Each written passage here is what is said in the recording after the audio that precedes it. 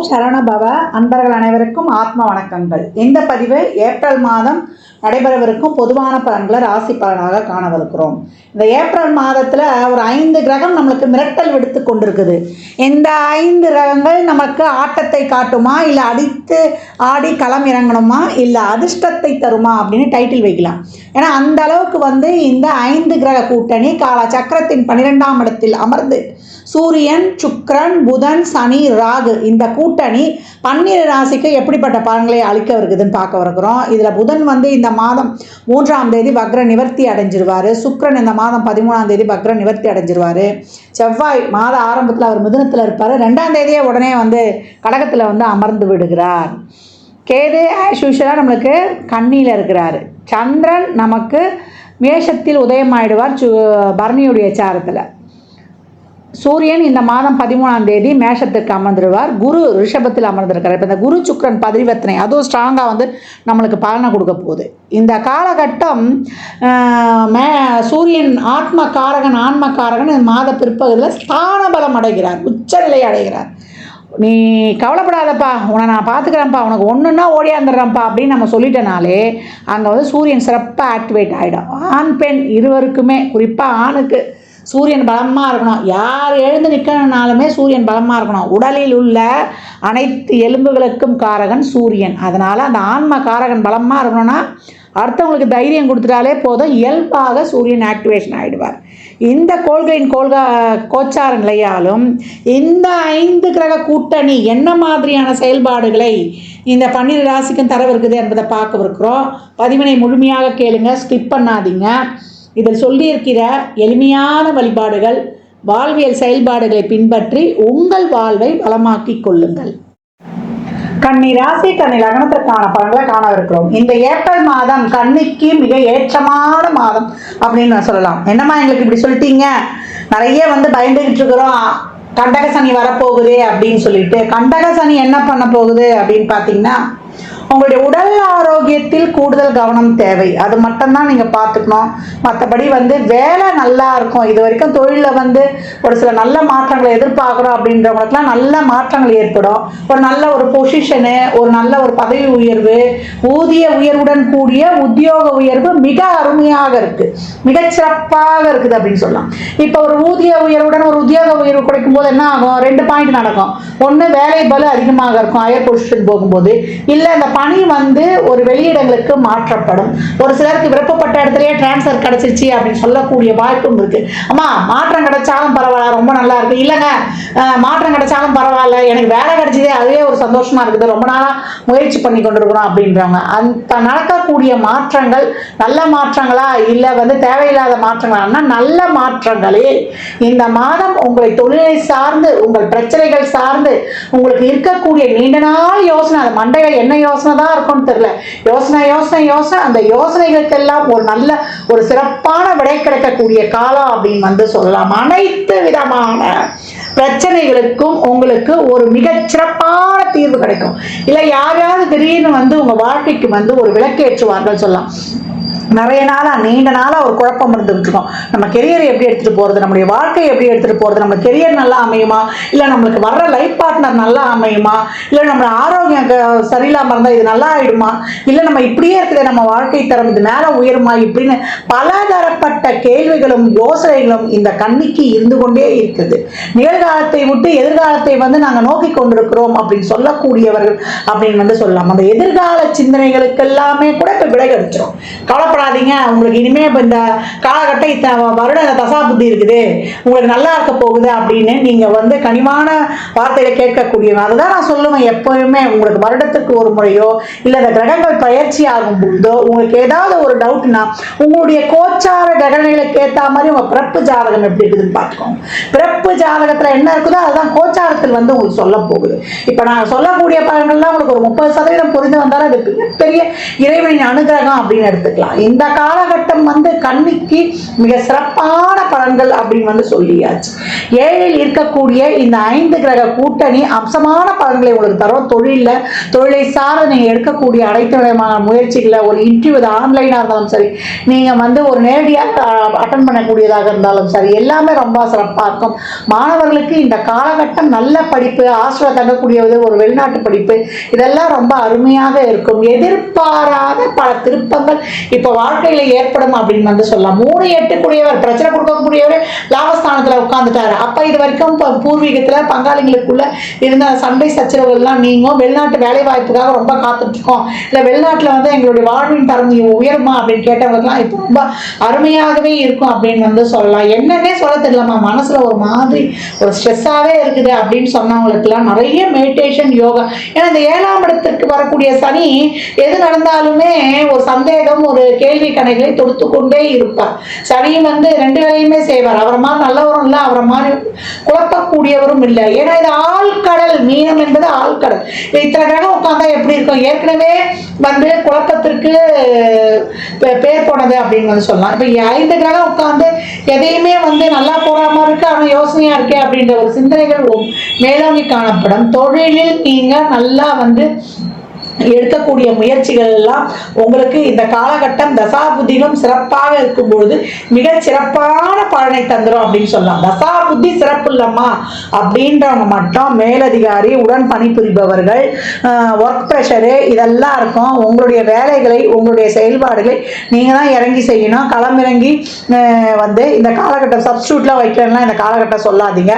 மாத பிற்பகுதியில் கொஞ்சம் கவனமா இருக்கணும். 12ஆம் அதிபதி 8ஆம் இடத்துக்கு போய் உச்சமாயிடுவார். இல்ல ஏதாவது ஒரு வந்து ஒரு தசாபதியே சிறப்பு இல்லாத போது இப்போ காலகட்டம் கொடுக்கக்கூடிய அவ்வளோ சாமானியத்தை உங்களுக்கு வந்து நோய் வந்துடாது. நோய் வந்துருச்சுன்னா அது வந்து ஒரு மரண அவஸ்தைன்னு சொல்லுவோம் பார்த்தியா, அந்த மாதிரி ஒரு அவஸ்தையை கொடுக்கக்கூடியதாக அமைஞ்சிரும். வண்டி வாகனங்கள்ல, இரவு நேர பயணங்கள்ல ஹெல்மெட் இல்லாமல் இப்போ செல்லக்கூடாது. பணம் கொடுக்கல் வாங்கல், வாய் வார்த்தை, ஒரு எடுத்து பணத்தை கொடுத்துட்டேன், இதெல்லாம் செய்யக்கூடாது. ஏதாவது வந்து உங்களுக்கே வந்து ஒரு 12ஆம் அதிபதி வந்து ஒரு சிலருக்குலாம் சிறப்பு இல்லாமல் இருக்கிறாருன்னா திடீர்னு எடுத்துட்டு போய் சமாளிச்சப்படுத்தினா ஒரு இடத்துல மொத்தமாக இழந்துருவோம். நம்பி ஒரு இடத்துல கொடுத்து ஏமாந்துருவோம். இதெல்லாம் அந்த காலகட்டம் கவனமா இருக்கணும். ஏன்னா 7ல் சனி அமருகிறார். அப்ப உறவுகள், உடல் சார்ந்த பிரச்சனை, பொருளாதார நெருக்கடி, அதே போல ஒரு ரிலேஷன்ஷிப்ல எல்லா விஷயங்களையும் கவனமா இருக்கணும். தொழில் உண்டுன்னு சொல்லியாச்சு.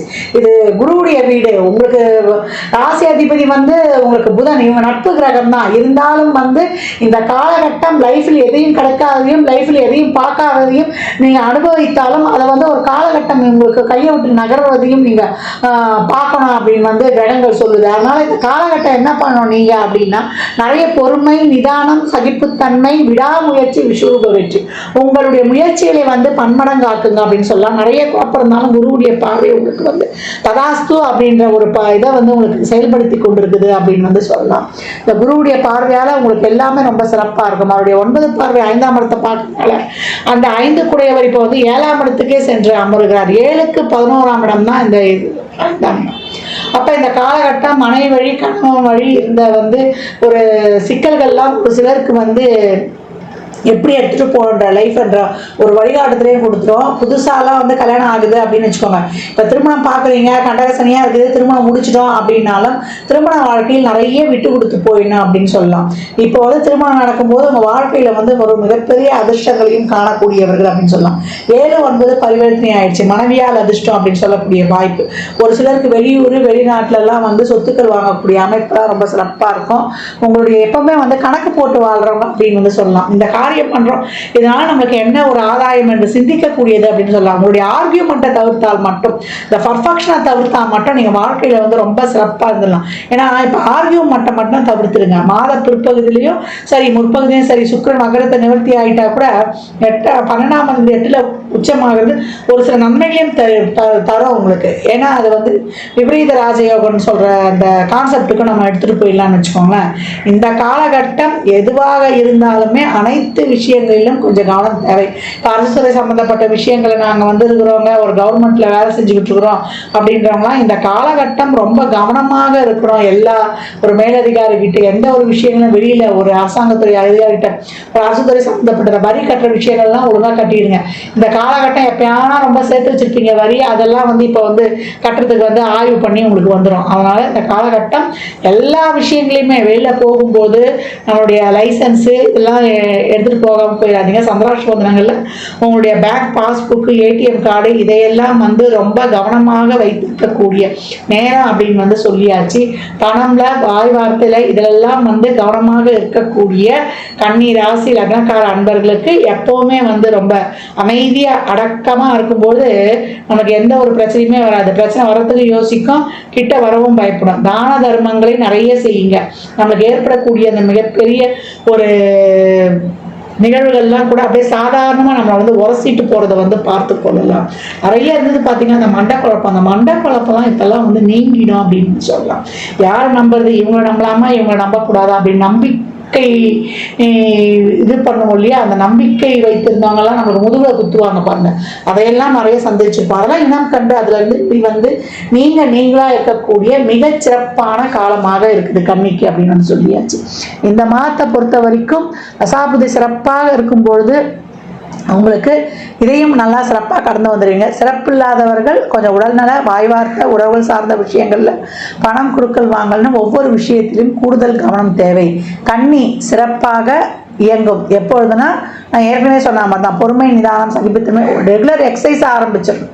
ரெகுலர் எக்ஸசைஸ் செய்ய செய்ய செய்ய, சுவாச பயிற்சி செய்ய செய்ய உங்களுக்கு அந்த ஆஷ்லேஷன் மைண்டெல்லாம் போயிடும். ஆஷ்லேஷன் மைண்டு போயிட்டு உங்களுக்கு வந்து ரொம்ப சிறப்பாக வந்து அந்த மன நிம்மதி, டிப்ரெஷன் நீங்கிட்டாலே நம்மளுக்கு இந்த கந்திஷ்டி இது எல்லாமே வேலை செய்யாது. நம்ம ரொம்ப வந்து ஒரு மன விரக்தி, ஒரு மன அழுத்தம் இதெல்லாம் இருக்கும்போது நம்மளால் வந்து ஒரு இடத்துல ஃபோக்கஸோ ஒரு இடத்துல வந்து கான்சன்ட்ரேஷனோ பண்ண முடியாது. அப்படி பண்ணும்போது தானே நம்ம வந்து வேலையை சிறப்பாக செய்ய முடியும். நமக்கு அந்த இடத்துல வந்து சிறப்பு இல்லாமல் போயிடும். அந்த தொழில் மேலே வந்து நமக்கு வந்து இந்த கான்சன்ட்ரேஷன் வராது. இதையெல்லாம் வந்து நம்மளுக்கு நீங்கி செயல்படுவதற்கு எப்பவும் அபிராமி அந்தாதியில் வரக்கூடிய 24, 27, 75, 40வது பாடலை தொடர்ந்து பாராயணம் செய்யுங்கள். எப்பொழுதெல்லாம் நேரம் கிடைக்குதோ நீங்கள் வந்து சித்தர் ஜீவசமாதி வழிபாடு செய்யும்போது உங்கள் வாழ்க்கையில் வந்து மிகப்பெரிய ஏற்றங்களையும் மாற்றங்களையும் காணலாம். கன்னிக்கு இந்த பலன்கள்லாம் கோள்களின் கோச்சார நகர் வைத்து சொல்லப்பட்டிருக்கு. உங்கள் சுய ஜாதகத்தில் இப்போ என்ன தசாபதி நடக்குதோ அது எதற்காக உங்களுக்கு ஊக்கப்படுத்துது, அது திருமணம், குழந்தை பாக்கியத்திற்கா இல்லை பொருளாதார முன்னேற்றத்துக்கு என்பதெல்லாம் உங்கள் சுய ஜாதகத்தை ஆய்வு பெறும்போது தெளிவாக அமையும். பொறுப்பு நிறைய கூடும். அப்படி பொறுப்புகள் நிறைய கொடுத்தாலும் ஒருத்தருடைய ஆதரவு, உதவிக்காரம் இந்த காலகட்டம் நிச்சயம் உண்டு அப்படின்னு வந்து சொல்லலாம். திருமணம் சார்ந்த விஷயங்கள்ல மட்டும் கவனம் அதிகமாக மேற்கொண்டு பொருத்தம் பார்த்து கொள்ளவும். கன்னி ராசி லக்னக்கார அன்பர்களுக்கு என் மனமார்ந்த வாழ்த்துக்களை தெரிவித்துக் கொள்கிறேன். இந்த காலகட்டம் 12 ராசிகளும் வந்து இந்த அன்னதானம் பண்ணுறதை தாராளமாக பண்ணுங்கள். வாயில்லா ஜீவன்களுக்கு வந்து தாராளமாக உங்களால் இயன்ற உதவிகளை செய்யுங்க. இல்லை அந்த மாதிரி இருக்கிற அமைப்புங்களுக்கு நிதி உதவி பண்ணிடுங்க. முதியோர் இல்லங்கள், தூய்மை பணியாளர்கள், துப்புரவு பணியாளர்களுக்கு உங்களால் இயன்ற உதவிகள்லாம் தாராளமாக செய்யுங்க. ஏன்னா சனி இருக்கக்கூடிய இடம் 12ஆம் இடம். எவ்வளோக்கு எவ்வளோ நீங்கள் தான தர்மங்கள்லாம் பண்ணுறீங்களோ தேவையில்லாத விரயங்கள், நம்ம மனசு கஷ்டப்படுற மாதிரி ஒரு ஹாஸ்பிட்டல் செலவெல்லாம் ரொம்ப குறையும், அனாவசிய செலவு குறையும். இந்த மாதிரி நல்ல காரியங்கள்லாம் செய்யும்பொழுது நம்மளுக்கு சந்தோஷமாக செலவு பண்ணிடலாம். அதே போல் நல்லெண்ணெய், தேங்காய் எண்ணெய், வேப்பெண்ணெய், இழுப்பெண்ணெய், நெய், விளக்கெண்ணெய் போட்டு அந்த 6 தீபம் எழுத்து சொல்லியிருப்பேன் இல்லையா, அது எப்போல்லாம் டைம் கிடைக்குதோ நம்ம வாசலே ஏற்றலாம். ஷட்கோண தீபம் வாசலே ஏற்றலாம், நடுவில் நெய் தீபமும் ஏற்றலாம், இல்லை முருகர் படம் இருந்தாலும் வைக்கலாம். இந்த மாதிரி ஏற்றி வழிபடும்பொழுது உங்களுடைய அனைத்து விதமான பிரச்சனைகளும் தீரும். இந்த வேப்பெண்ணெய்லாம் ஊற்றி எழுதும்போது வாசல் எடுத்துங்க. வீட்டில் எழுத்தும்போது 1 சொட்டு 2 சொட்டு அந்த காமாட்சி அம்மன் விளக்குலையே கூட நீங்கள் ஊற்றிடும்போது ரொம்ப சிறப்பாக இருக்கும். கோயிலில் நிறைய உதிரியாக எலுமிச்சம்பழத்தை வாங்கி கொடுங்க. வெற்றிக்கனி 33 எலுமிச்சம்பழம் குலதெய்வ கோயிலில் ஒரு மஞ்சத்தூள், ஒரு குங்கும பாக்கெட்டோட தாராளமாக கொடுத்து வரும்பொழுது உங்களுக்கு மிக சிறப்பான பலன்களை காணலாம் அப்படின்னு வந்து சொல்லியாச்சு. அதே போல் இந்த காலகட்டம் வந்து அனைவருமே நிறைய எவ்வளோக்கு எவ்வளோ பழைய ஆலயங்களுக்கு, சிவாலயங்களுக்கோ இல்லை இறை வழிபாடுகளை மேற்கொள்ளுங்க. அந்த ஆலயங்களில் சென்று அமருங்க. ஏன்னா அந்த பிரமிடு வயிறுடைய முழு பலன்களும் ஆலயத்தில் அந்த கோபுர அமைப்பு மாதிரி இருக்கக்கூடிய நம்ம கருவறை வளாகம் இல்லை கோயிலை சுற்றி வர அந்த ஆகர்ஷண சக்தி அப்படியே இருக்கும். அந்த ஆகர்ஷண சக்தி நம்ம உடலில் உள்ள உயிர் சக்தியோடு இணையும் போது மிக சிறப்பான பலன்களை நீங்கள் கண்கூடாக பெற்றுக்கொள்ளலாம். அன்பர்கள் பதிவினை முழுமையாக கேளுங்க. தாங்கள் கேட்பதோடு மட்டுமல்லாமல் உங்கள் உற்றார் உறவினருக்கும் பகிருங்க. மற்றும் ஒரு சிறப்பான பதிவில் சந்திக்கும் வரை தங்களிடமிருந்து விடைபெற்றுக் கொள்வது ஆதித்ய சொர்ணலக்ஷ்மி. ஜாதகம் பார்க்க விரும்பும் அன்பர்கள் இந்த எண்ணிற்கு ஒரு மெசேஜ் செய்யுங்க. தங்களுக்கான விவரங்கள் அளிக்கப்படும். அப்பாயின்மெண்ட் பெற்றுக்கொள்ளலாம். ஜாதகம் சிறந்த முறையில் கணித்து பார்த்து தரப்படும். வாஸ்து பார்த்து தரப்படும். வாஸ்துப்படி வீடு கட்ட பிளான்கள் போட்டு தரப்படும். எண்ணியல் படி பெயர் வைத்துக் கொள்ளலாம். பிறந்த குழந்தைகளுக்கும் தொழிற்சாலை நிறுவனங்களுக்கும் பெயர் வைத்து உங்கள் வாழ்வை வளமாக்கிக் கொள்ளலாம். சுபமுகூர்த்த நாட்களும் குறித்து கொடுக்கப்படும். இறையருளால் அனைத்தும் நிறைவாகட்டும்.